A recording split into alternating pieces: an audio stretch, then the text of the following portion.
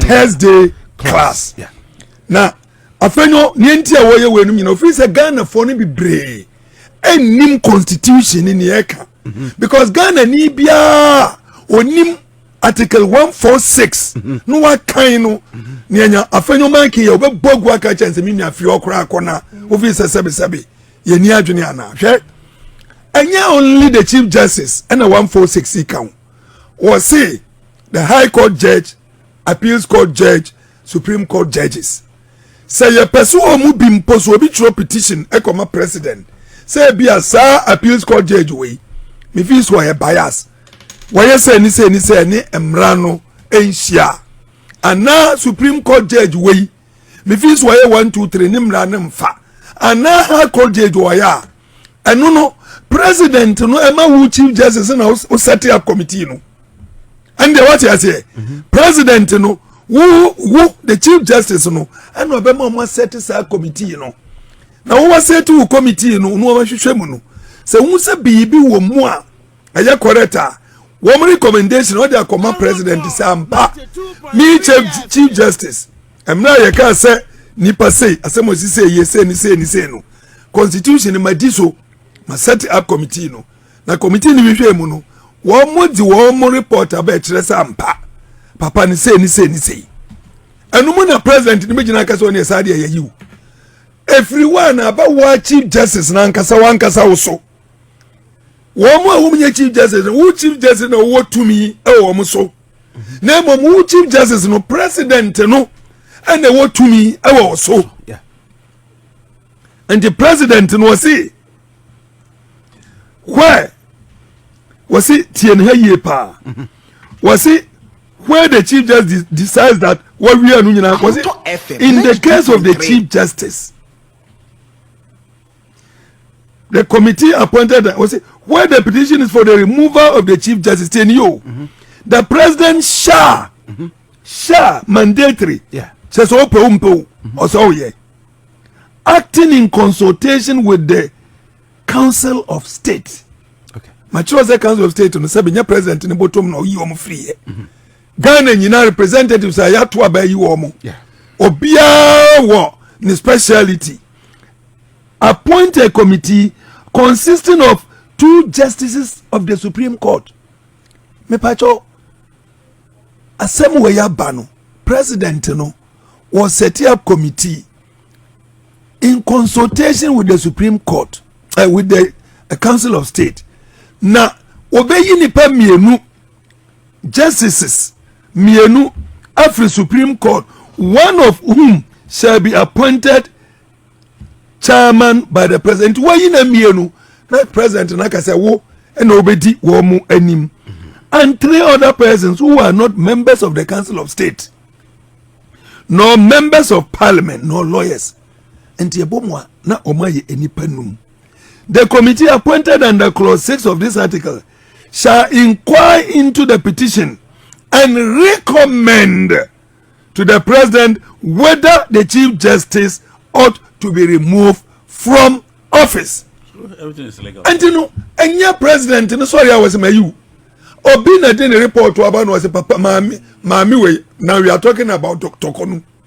Mami ni oya no enemra no ebabura enti say continue to say why you say enti ya throw petition abro president no esomu pe continue to say president ewusomu a koko appoint nipa mienu a wo mo ye sin judges Supreme Court judges na appoint baako as chairman answer no obeye sa no consult to the Council of State no mo opinion wie no yinipa miensa ka wo no munye enum na enum no enkonko ye committee no mo hwehwe enwu bibia so mo do mo report no ba na report ni kire say ampa tokonu aye boni ntie nyina ansa no wa actinetia was all proceedings under this article shall be held in camera, and the justice or chairman against whom the petition is made is entitled to be heard in his or her defense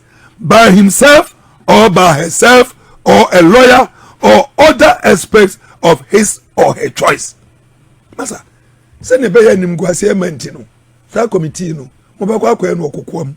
edem na mo kwa akoye no nipa kro no a ye pesi ye yi na di no petition no ya tworo against no wo kwan so no abetinam no wotie ne ekoso ensem a ye kafa no ho ana ne lawyer emra metinam no wabisa kosa bi opese obisa no obisa and was see the president shall the president shall in each case act in accordance with the recommendation of the committee. And the committee now what? Council of State before Makwan, our Mankasako, Majuma, Wunu, Etia, Yama, Quine, Wako, Unu, lawyer, Namayani, Biano, say committee, Nibano, Muderi, report on the bar. President shall act on the recommendation of that committee. Yeah. The last letter was where a petition has been referred to a committee under this article. The president may, in the case of the Chief Justice, acting in accordance with the advice of the Council of State, by warrant signed by him or not president and assign, suspend the Chief Justice. Master, we want to ask you. Want to ask you. In the case of any other justice of a superior court or a chairman of a regional tribunal acting in accordance with the advice of the council, the judicial council, because you say any chief justice no, now any other justice no, this time no, advice from the judicial council and not from the Council of State. Suspend that chief justice or that chairman of the tribunal. And you know, woman's more power. The president may at any time revoke the suspension under this article. President Inishwe, Nansama Kono was suspended no. But the woman did no office and for Bibima on one casabet Makase. Marivoku. Yem Misa Afenyo Markin say, Sadia we president no this one as one so. Near he and NDC Nibia Koya and this article we Bobura. Afenyo Markin and because it's a one casa. Unim ni waye na unim someone sanko for ko shower officer also defend woman and now for all judges so they should come together and fight the constitution of the Republic of Ghana. And the son of Afenyo Markin said constitutional coup. Afenyo Markin is doing a constitutional coup by asking judges to go against the very constitution. His Excellency the President and Namso yeti committee na yejuma ye nuru baby amponu. Afenyo Markin is going against it and baby osenka Afenyo Markin invite no be kire ne woka enti pam no twa no. The president is on the right path. He's doing the right thing. Her on Chief Justice or Miss Sorogho Chief Justice will be a yenejuma constitution number division of the three arms of government, but a bianso on the checks and balances constitution at the buyer. And he said, Toko no himself be bia funchima. There's no fear. Committee nobody recommend this. So president petitions na man for actual bread on your mono. Be bia ni mua yetimi jina so edi ma minadi. Enteno say what suspending na sama namra. Simple and straightforward. Say bibi wa oh committee ni hwe mono ma me no watoa and by the constitution won timi and twaso as chief justice enti manonko na president no ayenejuma and he and a president na tumra and na Afenyo Markin officer Ghana for nya kwan read the constitution no enti oba begina wakeka mo dintro same to him a disgrace or a disgrace pa one was mighty minority no to deceive them say big shame na Ghana for global info analytics making count money now 52% and 52% in a interest you know well so who can get 52% we imagine now I can say oh 52% the money also not 48 issue but that is not the issue. So who can ya 52% no over inside deep war tie new puniture say 52% of voters across the whole country say mama no Toko no yempam no nonko. Only 20% when you hear me no. Okay, it's true. And they are 52% against 20%. Because 18% no was it they are neutral. Informal. And they are not even informal koka. And 11% no almost woman opinion bia. Only 20% against 52. Now Afenyo Markin when wakanya na one kind. Now which one Greater Accra 58%. Osi one pamono. Only 16%. Yanko Ashanti region because I want to hear Yami. Made it to two Greater Accra ni Ashanti. Woko Ashanti region 37% the same pamono. Ubeka say 37% they say 50%. But go down only 32%. No so Yaman wo. And 37 against 32. Why? And our upper hand. 37. So uko deeper. Osi her removal what 32% oppose. 51% support her removal while 16% oppose. Central region 51%. Also one pound. Only 16% and also mumpe. Niakano omuso yade yadanieda. Oko all the regions are that is the trend. And Afenyo Markin, even if going by this alone, actually say mama no on why you be and come back say look me resign. In fact you be at me tini na konya ne so a ka me resign because suppose we yaba apart from the fact say e set committee na tie won sem no come back say pam no twa no me person judiciary no Accra 58% is woman pay me. Yeah. Central region 51% is woman pay me. Accra only 18% and a pay me. Ashanti region only 32% and a pay me. Central region only 16% and a pay me. Miami region and yeah, major tour. It would have been dignified for her. Simple. Simple. Kakra kanu obeti mi abohun bayin.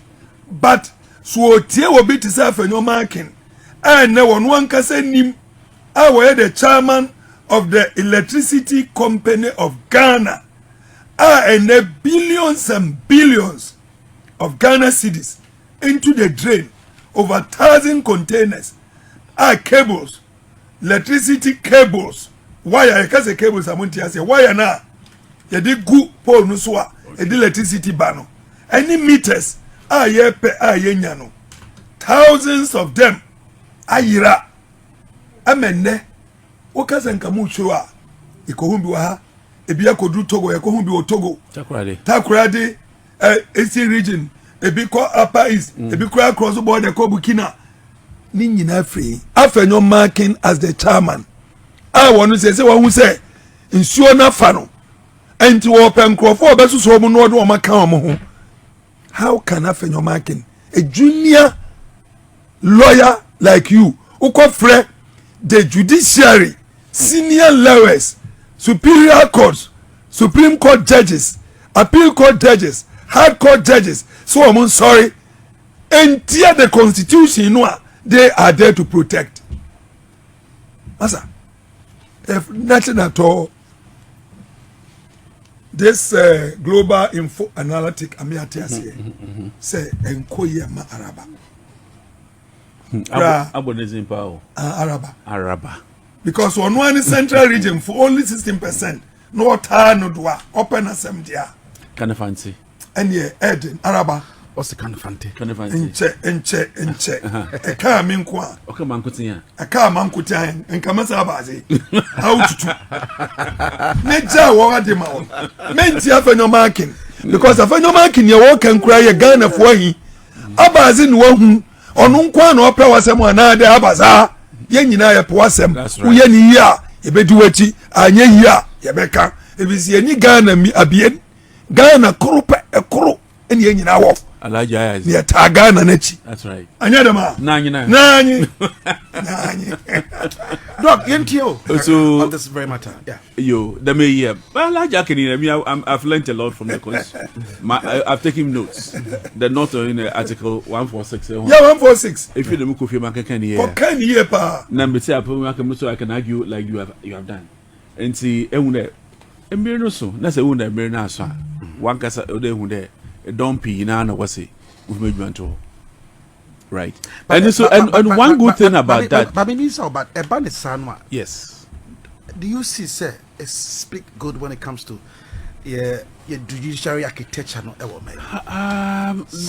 judges want some say at every point in time abans san no judges will say CJ no yeah you free war judges want some say can oil trick akra yeah oil train there bibi wo hopo yet the sign judges now judges am ho dwan na bibi so ye na they say there you know igwan po Japan Punching by I can oil trick akra nya ho inara. I used to good judges. Oh, I used to work with the judiciary. I used to train them on certain things, you know. So, minimum one, they are good ones, and there are some of them who are also bringing the name down. But mama, young fine, yeah, I'm some. I'm a large Shatson. Also, my main position not yet political, but so politicians are supporting her. Yeah. So more you know, yeah, and the Jomama is not pushing her away at all. Jomama is just seeking counsel from the Council of States. I'm following what the Constitution says. Yes, was the petition number. Martin was 3 more petitions. Yeah. He has forwarded to them. Now, what's this? More time than study. More 1 week. No, so more 10 days for study. So it is. I think that he's going about it the right way. One thing that the lady should know in there. I don't know. Remember, we couldn't. So when is important, she goes home with all the benefits. So what's your international point. Exactly, resigns. Yeah, so I like you can say also the little credibility that you have and project it. Na say bokwa na ko na asundwembra.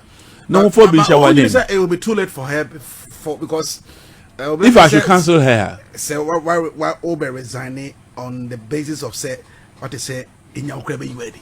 Oh, Dabi, and you're late. Well, when there, as an urban, where him there, or this year, a miracle, you know it yourself.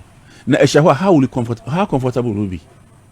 More could they do coding if they tell you that stay put, how comfortable will you be? See, my sister, a friend of an Arab Isaba.